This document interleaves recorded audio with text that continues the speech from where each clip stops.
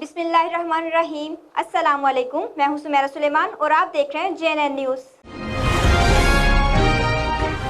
Pakistan youth parliament की जानिब से मास्क तकसीम किए गए। PYP के ओहदेदारों 112 के रेस्क्यूज और सहाफ़ियों को मास्क पहनाए गए।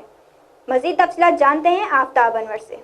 Rescue and safety officer Khanpur Adeel Ghaffar ने कहा कि कोरोना एक महलक और जानलेवा वायरस है, इससे सिर्फ महदूद रह के ही महफूज रहा जा सकता है।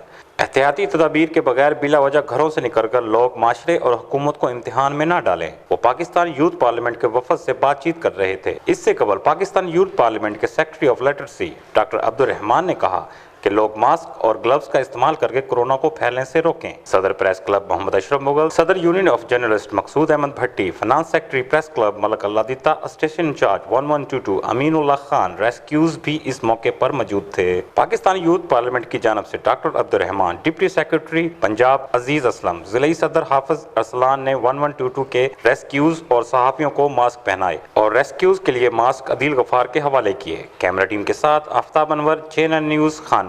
बहुत शुक्रिया आफ्ताब अनवर तफसीलात से आगाह करने के लिए। मजीद खबरों के लिए देखते रहिए JNN न्यूज़।